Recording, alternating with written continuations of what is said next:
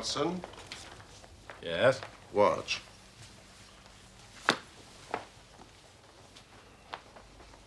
The chemical reaction you are about to witness will solve the mystery concerning the persecution of Mr. John Vincent Harding. Excellent. The tobacco millionaire. Shall I take notes? No, I will dictate in the fullness of time.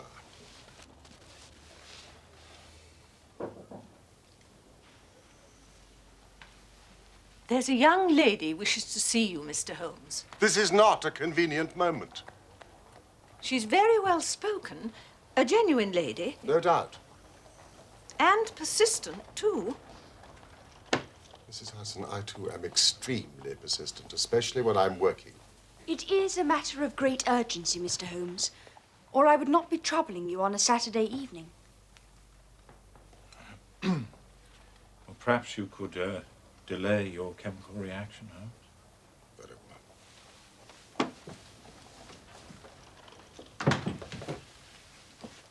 well. Do sit down. Miss... Violet Smith. Dr. Watson. Thank you, Mrs. Hudson. A genuine lady, I told you. Oh, please. Thank you. I'll be quite happy here. Very well. Miss Smith, you must tell us your matter of great urgency. It is obviously not your health. So ardent a bicyclist must be full of energy. Yes, I bicycle a good deal. Slight roughening on the side of the soles caused by the friction of the pedals. Excellent, Watson. The marks on your shoes. Oh, yes. Even if I have to travel a long way, I take my bicycle on the train with me, as I did today. You will excuse me, but it is my business. Yes, I nearly fell into the error of supposing you earned a living by typewriting, but of course it is obviously music. You will observe, Watson, the spatulate finger ends, which is common to both professions. There is a spirituality about the face, however, which the typewriter does not generate. This lady is a musician. Yes, Mr. Holmes, I teach music. In the country, I presume, from your complexion. Near Farnham, on the borders of Surrey. But please, let me explain why I am here.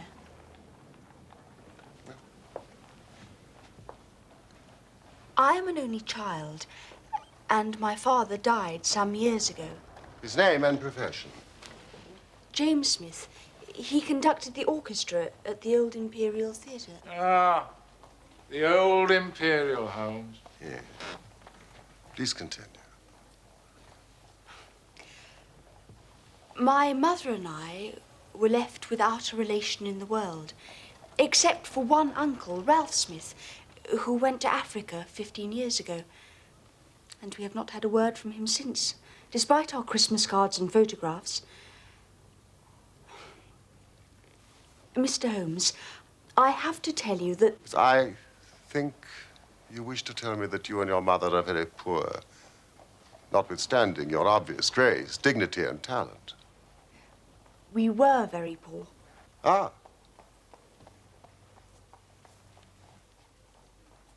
About 4 months ago, in February, we were told there was an advertisement in the Times inquiring for our whereabouts.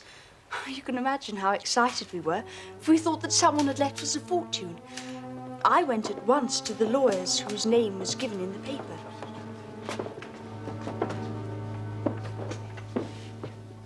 Now, this is Miss Violet Smith.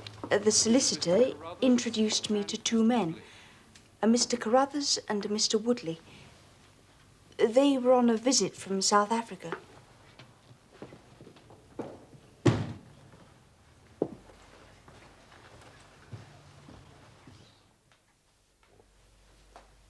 I wish I could tell you your uncle left you a vast fortune, but as I said... He died in extreme poverty. However, I myself am not without means.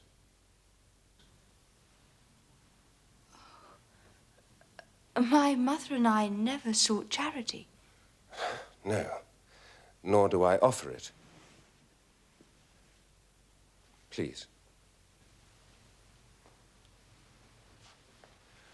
I have a question to ask of you. Your Uncle Ralph said you were very musical. Do you teach music? Yes. Miss Smith, I am now a widower with a 10-year-old daughter. Young Sarah. She needs a music teacher. So you see, I do not offer charity. A job. He wants to give you a job. Whereabouts in London do you live, Mr. Carruthers? I don't. I live about 6 miles from Farnham, in Surrey, at Chiltern Grange. I couldn't possibly leave my mother on her own. I will pay you £100 a year. 100 a year. Yes. Approximately double the market price, I think. Oh, at least. Which you obviously accepted. Or you wouldn't be here now. Yes, I accepted the offer. Oh, Mr. Carruthers agreed that I should go home every weekend to my mother in town. So this is one of your weekend visits to London? It is. Tell me about your life at Chiltern Grange. For a while, it was quite perfect.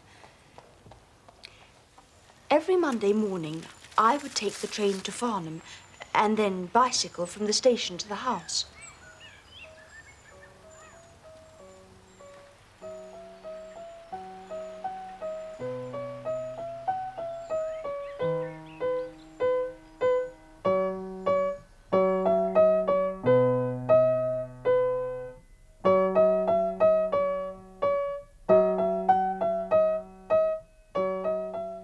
The little girl's name was Sarah, and she was delightful, as well as being a very good pupil. That was very much better, Sarah. May I try it again? Of course. That's why we're here. Mr. Carruthers was appreciative of my work and an extremely kind and considerate host. It sounds idyllic. It was. What happened to spoil it? A visitor. Mr. Woodley. However did you guess, Mr. Holmes? Miss Smith. I never guess. Tell me about his visit. He arrived and was to stay for a week. But to me it seemed like 3 months. Oh, that odious red moustache.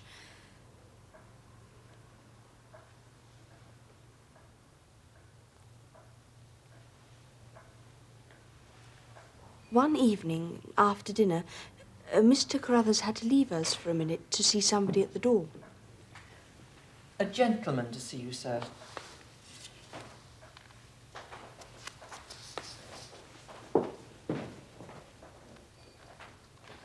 Will you excuse me?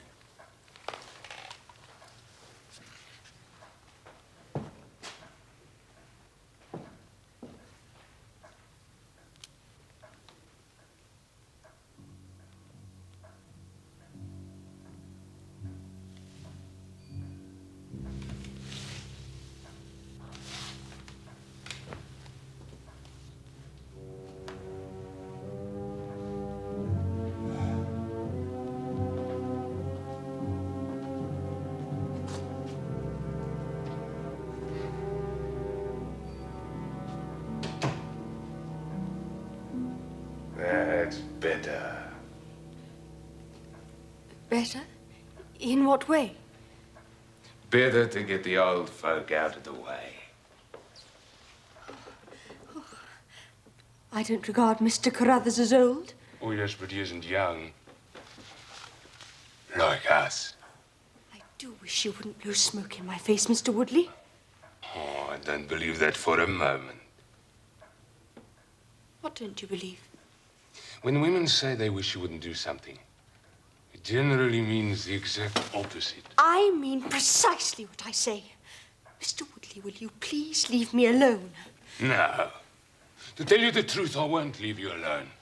Not until I've said what's in my heart. Whatever do you mean? I'm not very well up in the social graces, but I'm prepared to learn. If you're prepared to teach me. Oh, this is absurd. It isn't absurd. I'm asking you to marry me. I mean it. It's from the heart. Money isn't a problem. I did very well out in South Africa. Whatever you're accustomed to, I can give you better. Better than you're accustomed to. Jewelry, diamonds. You want diamonds? Oh, I can give you diamonds. I don't want diamonds. Oh, you think about it. I won't rush you. I've thought about it. And the idea is ludicrous. Well, you can't blame me for trying. You're very beautiful. Listen, just to show that I know hard feelings. What about a little kiss to be going on with, Just a peck on the cheek. Mr. Woodley, will you please stop it? Oh, I told you before about women who say stop it. No! The more they struggle, the more fun it is. Mr. Carruthers, will you stop it?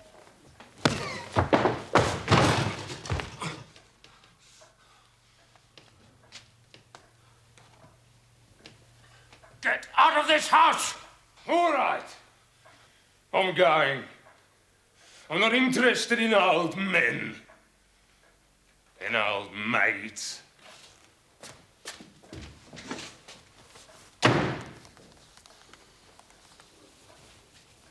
I can only offer you my most sincere apologies for what has happened.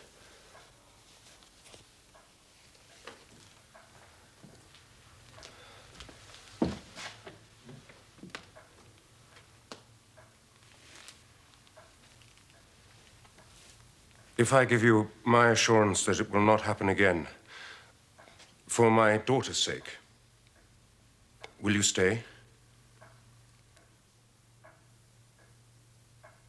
Yes. I will stay. Thank you, Violet.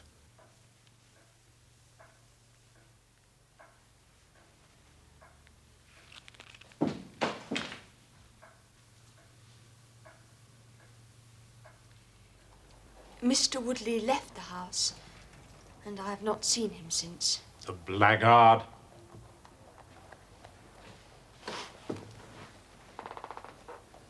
Has there been any change in the behavior of Mr. Carruthers?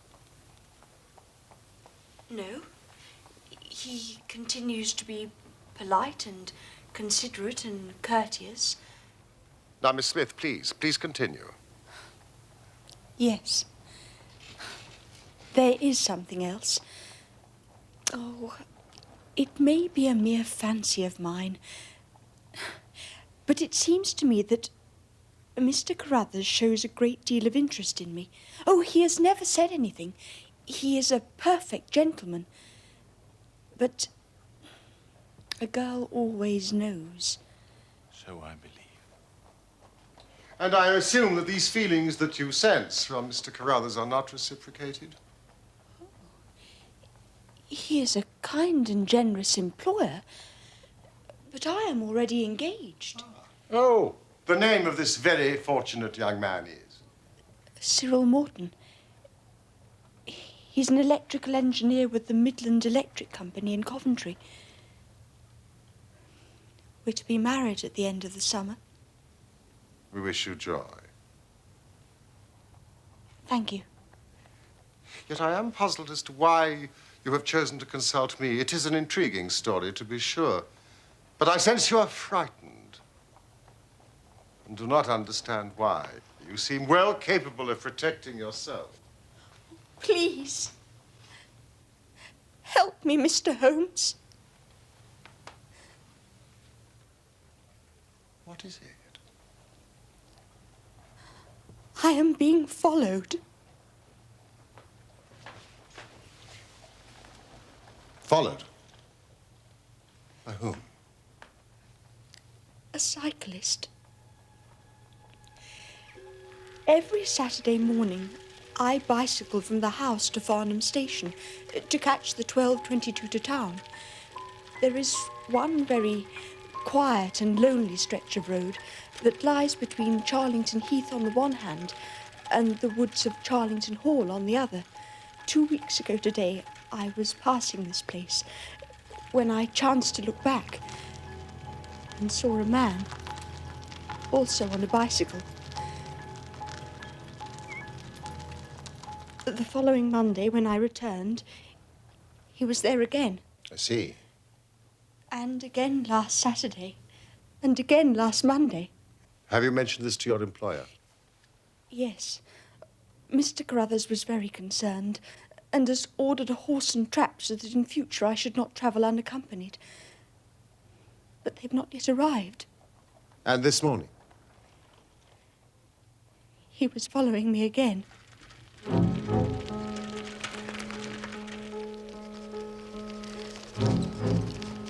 I slowed down, but he did the same. Then I stopped completely, but he did the same. So, I laid a trap for him.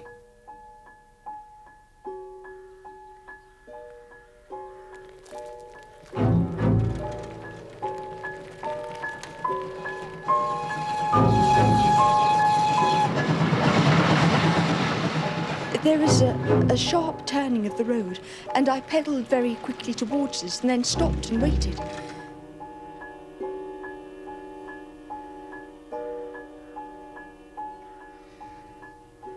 But he seemed to disappear into thin air. Can you describe this man? I realize that you've only seen him from a distance. Yes. He wears a dark suit, dark spectacles, and he has a beard. Young? Old? He's about middle-aged. Now, let me see if I have the geography correct. Here is the road, with a sharp bend in it here. On this side, Charlington Heath, and on the other, the woods of Charlington Hall. How long did you wait for him here around the bend? Oh, no more than 2 minutes. So he could not have retreated back down the road? Are there any side roads? None along this stretch. Could he have taken a footpath across the heath? Oh, the heath is totally flat and bleak. I think I would have noticed him. So, by a process of exclusion, we arrive at the fact that he made his way towards Charlington Hall. Now, how does Mr. Carruthers make his living? Oh, he's a rich man. But no carriages or horses. Well, at least he's fairly well off. Or he goes into the city 2 or 3 times a week. And he sometimes refers to his gold chairs. Yes, I see. You must let me know immediately that there are any fresh developments. I am extremely busy just now, but I will find time to make inquiries into your case. Thank you, Mr. Holmes. In the meantime, take no step without letting me know.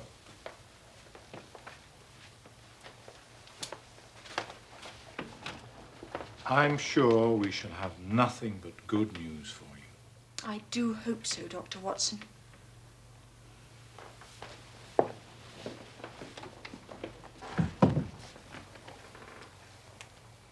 Very lovely girl.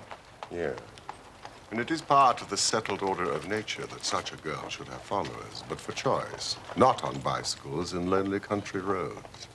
You really think she may be in some danger, Holmes? Oh, yes.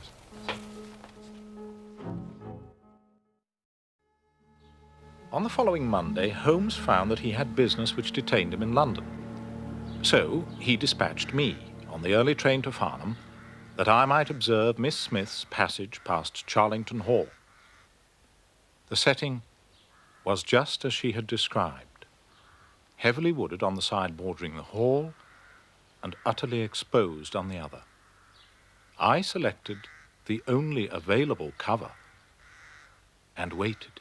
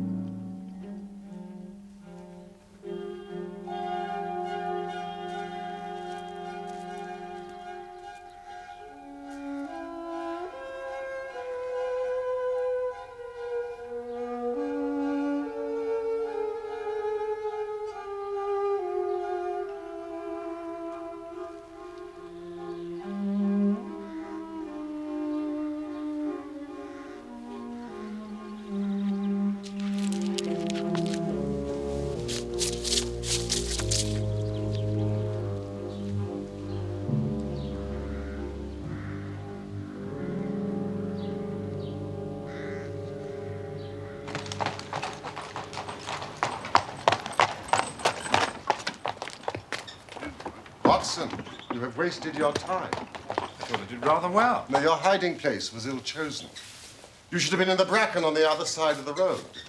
In that way, you would have had a close view of this fascinating solitary cyclist. Thank you. As it is, you are 100 yards away and can tell me even less than Miss Smith reported to us last Saturday. You describe him as bending low over the handlebar? Yes, quite low. Yes, that's concealment again, which in your case worked perfectly. Oh, no, you really have done remarkably badly. He goes back to the hall, and you come all the way back to London to call on a house agent. Well, I found the information I was seeking. You found the name Williamson, which conveys nothing to my mind. Well, we know he's elderly and respectable. And therefore unlikely to be the energetic cyclist that sprints away from that athletic young girl. Well, what should I have done? Gone to the nearest public house. That is the center of country gossip. They would have given you every name from the master to the scullery maid. Instead of which you give me Williamson. Good afternoon.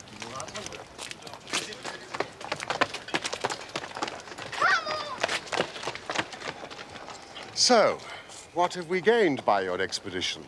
The fact that the girl's story is true. I never doubted that. That there is a connection between the cyclist and the hall. I never doubted that either. That the hall is tenanted by a man called Williamson. Who is the better for that? I shall go back tomorrow and visit the public house. No, my dear sir, do not commit yourself to rashness because you are temporarily depressed. We can do nothing useful until Saturday. Did I really do remarkably badly? Yes.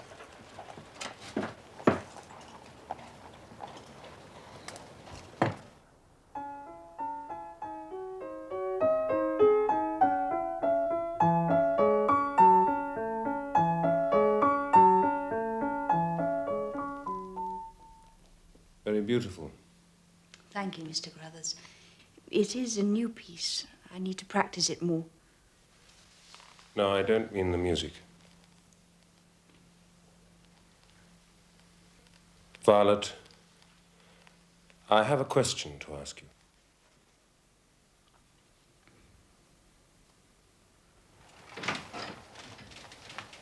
Morning, Holmes. A letter from Miss Violet Smith. Now, Carruthers has proposed marriage to her. Carruthers? Gentlemen are permitted to propose marriage, Watson. And of course, he wouldn't know about Cyril. You going to Farnham? I want to test one or two theories which I've formed. Shall I come with you? No, that will be neither useful nor necessary. Try the nearest public house. Always a good centre for country gossip. Thank you, Watson. Capital notion.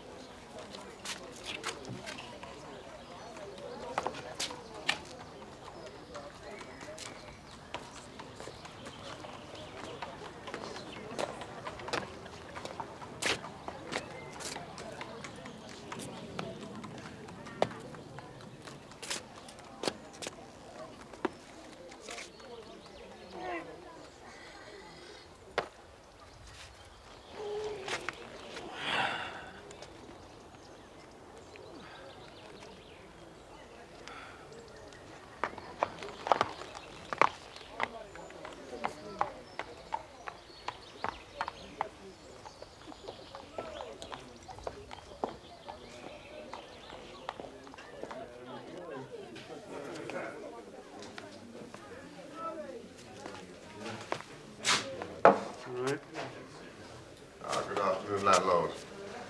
May I have half a pint of your local ale, please? Certainly, sir.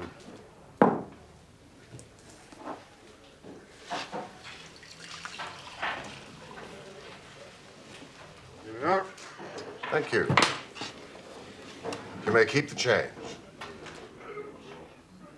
Well, it's most generous of you, sir, but I couldn't. I haven't done anything to warrant such generosity. I'm about to give you the opportunity. I need some information. Oh, I'm not one for idle gossip, sir. Neither am I. I prefer facts. Tell me about the people at Charlington Hall. Oh, you mean Mr. Williamson, sir? Yes. Well, he was in here not more than 5 minutes ago. You dismissed him. But tell me about Mr. Williamson. I mean, he's an elderly, respectable gentleman. Oh, he's elderly, no doubt. Far be it from me to speak ill of people behind their backs, but I'm none too sure about respectable. Really? He's an ex-clergyman, I reckon. Ex? Apparently. He was struck off. Or whatever it is happens to clergymen. That's doctors, isn't it? Struck off. Tell me about the other people up at the house. Well, they're just domestic staff, and they're all local and God-fearing. Of course. But he do have folk up there at weekends. Weekends? Yes, sir. Weekends. Ah, well, what sort of folk? Oh, they're a warm lot. Warm? Yeah. The sort you don't want to get too near for fear of getting burnt, like. That's good. Oh, well, you may think it's good, sir. But it don't go down well in the village, I can tell you. And there's one fella in particular. Particularly warm, is he, this? Yeah. It's very particular, sir. I'll wager he has a red moustache. Yeah. Do you know him? I've never met the gentleman. Well, now's your chance. Mr. Woodley. None of your damn business. Our landlord keeps a very respectable house, and your language is not welcome. Who do you think you are? What the hell do you want coming here asking all them questions? You're quite right, landlord. Clearly not a gentleman. Oh, I'm as much a gentleman as you are.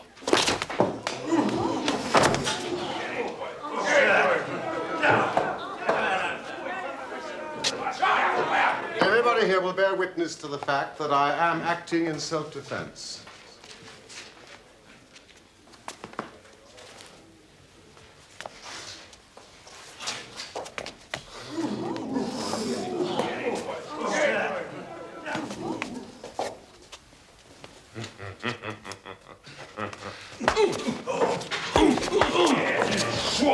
No, sir. A gentleman. Only a ruffian deals the blow with the back of the hand. A gentleman uses the straight left. And I said I'm a gentleman.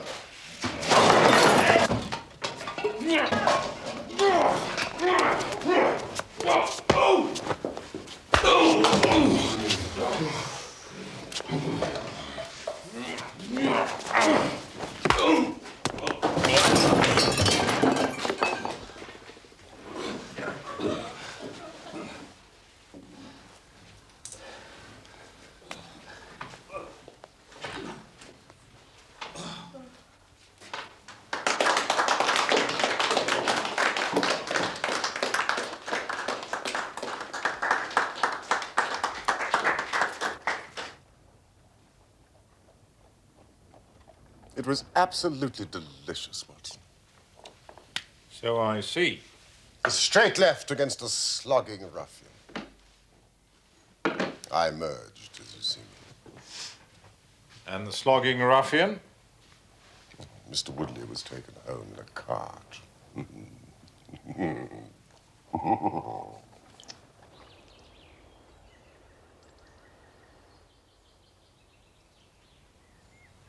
There's that horrible man again.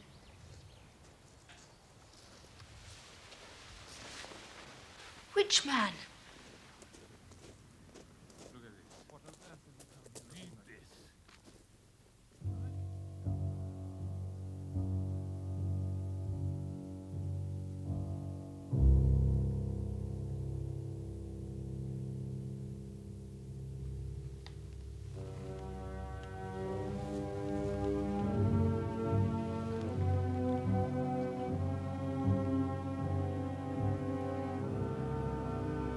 I thought I saw Mr. Woodley in the garden today. You did. He's staying in the area. But do not worry. I have told him quite firmly he's not to set foot inside the house. Dear Mr. Holmes, you will not be surprised to learn that I will be leaving Mr. Carruthers' employment on Saturday. The odious Mr. Woodley has reappeared at Chiltern Grange. Ah, but at least you won't be bicycling to the station. So finally, the rich Mr. Carruthers has acquired a horse and trap. Yes. Look here. All my troubles will be over on Saturday. Tomorrow, Holmes. All our troubles will be over. Why do I worry about that word? Which word? Trap.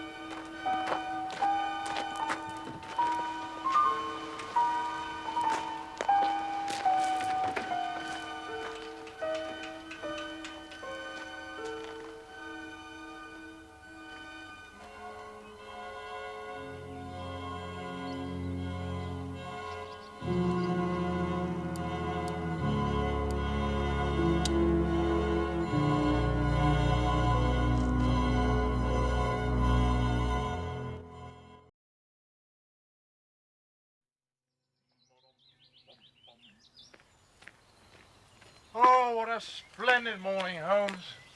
Acceptable weather for the time of year. Now, who would want to harm that dear girl on such a morning? I hope nobody. So why did you bring your revolver? I'm talking about my hope, not my expectation. Listen. What? I fancy that is our Miss Smith. She must be traveling by an earlier train. I've given a margin of half an hour, but she'll be past Charlington Hall before we can possibly meet her. So what can we do? We could run.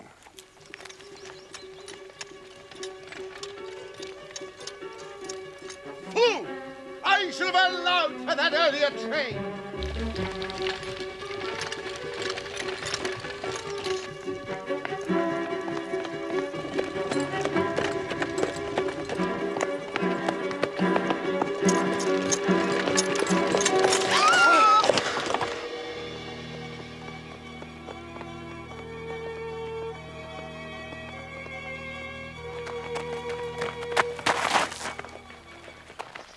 It's abduction.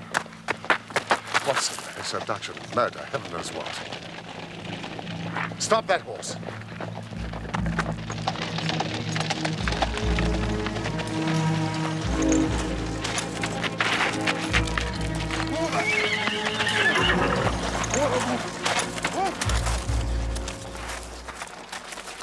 Good man. Come on, Watson. Let's see if I can repair the consequences of my own blunder.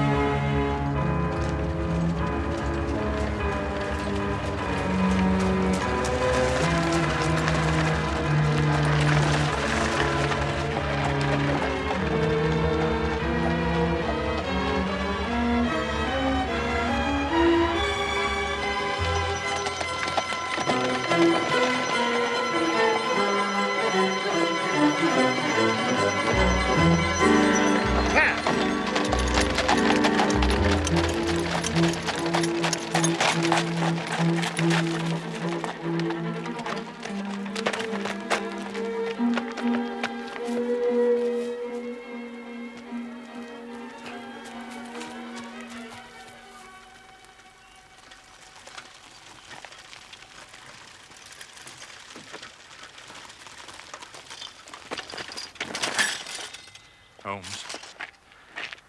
Where did you get that cart? Where is Miss Violet Smith?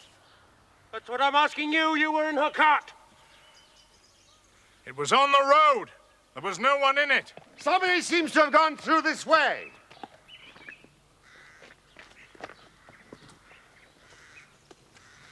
We must find them. Come, Watson.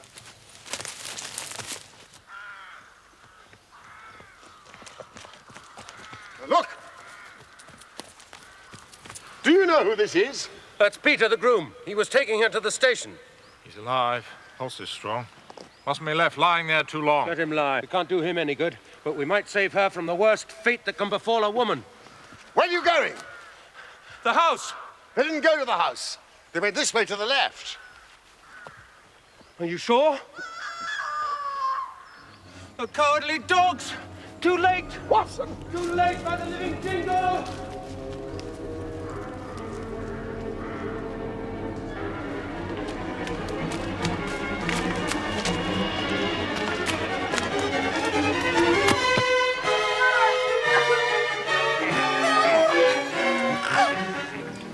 For as much as John and Violet have consented together in holy wedlock, and have witnessed the same before God and this company,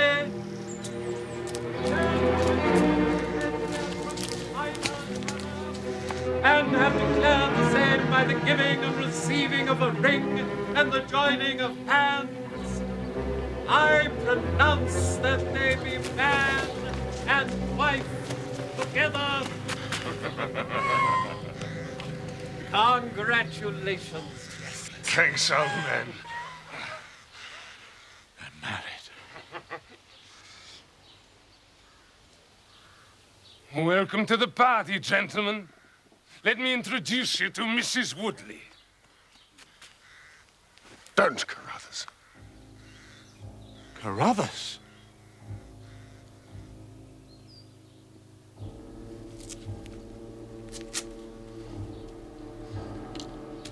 Yes.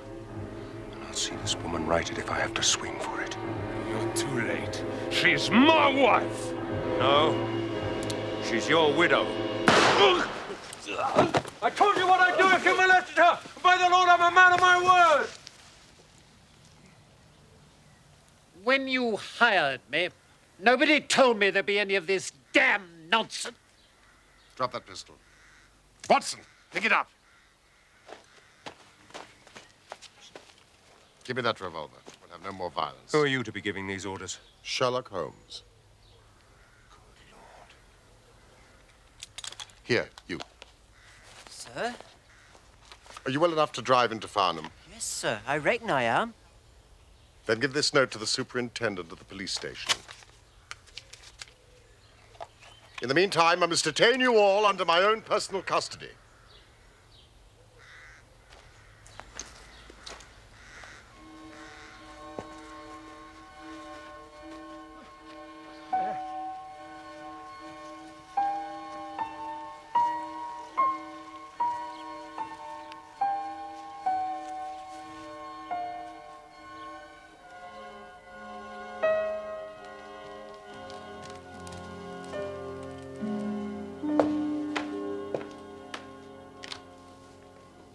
How are the patients, Doctor? Miss Smith's very well, considering the foul way she's been treated. And Woodley? Alas, I have no doubt he will live. What? I'll go upstairs and finish him off. Now sit down in that chair, Carruthers. You're right. He isn't worth swinging for. But you told me that girl is to be tied to Roaring Jack Woodley for life? You needn't concern yourself about that. I married them till death do them part. Under no circumstances can she be considered his wife. Are you sure? For two very good reasons. In the first place, we're very safe in questioning Mr. Williamson's right to solemnize the marriage. I have been ordained. And unfrocked. Once a clergyman, always a clergyman. I think not. How about the license? Oh, we had a license. I have it here. Undoubtedly obtained by a trick.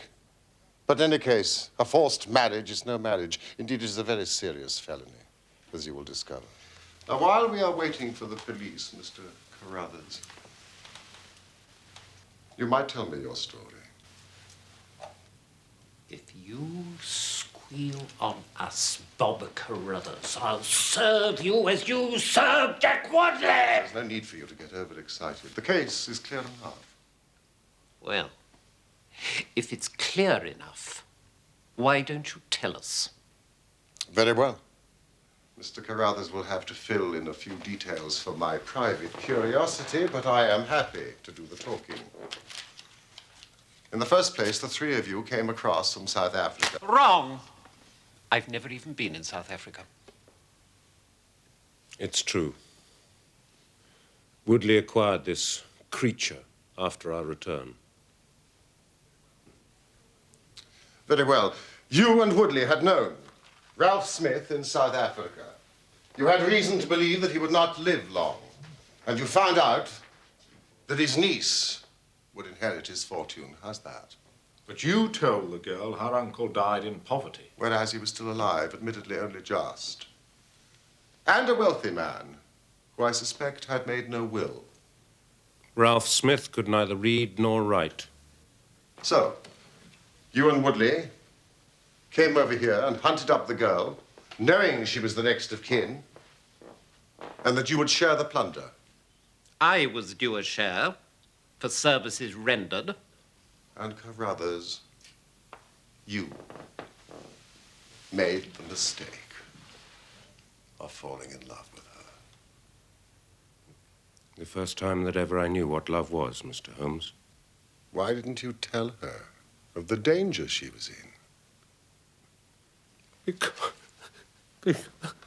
Because she would have left me.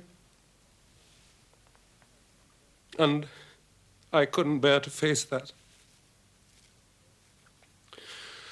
Oh, what will happen to my daughter, Sarah? We'll see she's well taken care of.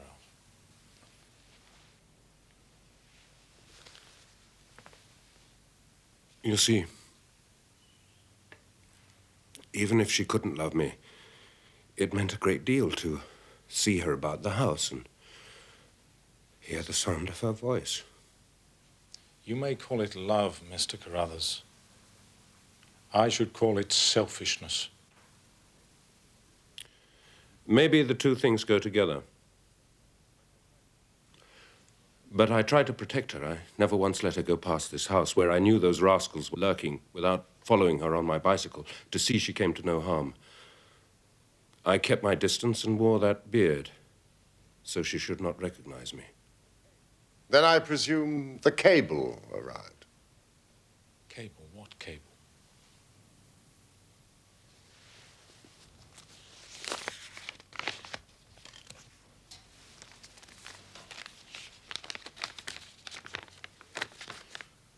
The old man is dead. What old man? I imagine Ralph Smith in South Africa. Yes. But by this time, you and Woodley had quarreled and he had left the house. Woodley came back again to ask me to stick to the bargain. I refused. I said I would have nothing to do with violence. One last detail.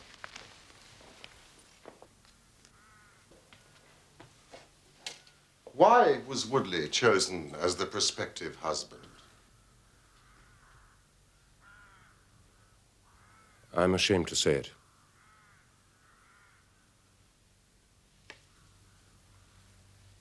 We played cards for her.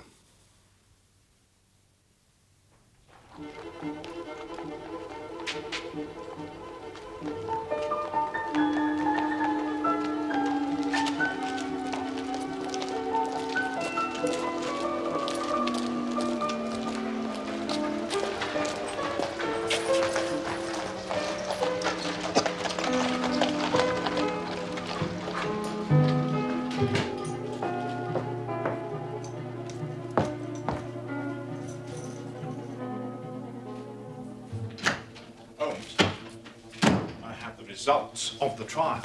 Listen to this. The judge, in summing up, said,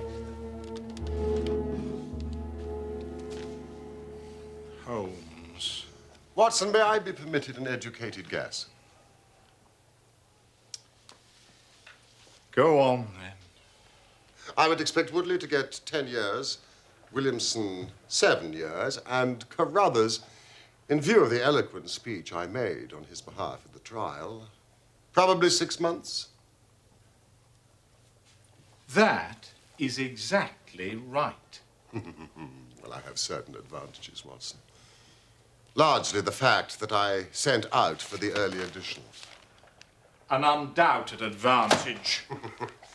Also, we have received a present, some wedding cake from Mr. and Mrs. Cyril Morton, together with a letter telling us that Mrs. Morton has inherited a large sum of money from her uncle, Ralph Smith, formerly of South Africa. The happy couple are thoroughly enjoying looking after young Sarah Carruthers, while the father is in custody.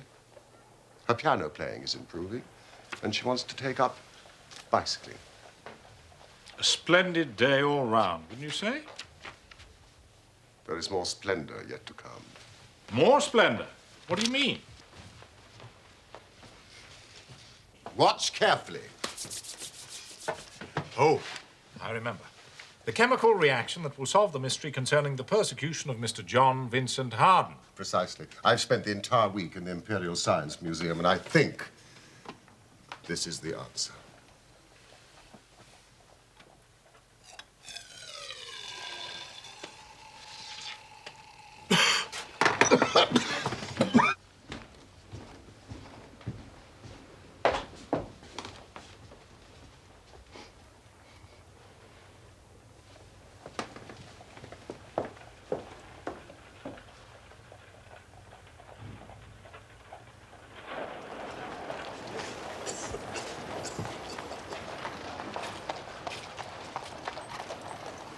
Is that the answer, Holmes? Yes, that is the answer, boss. Oh, then explain.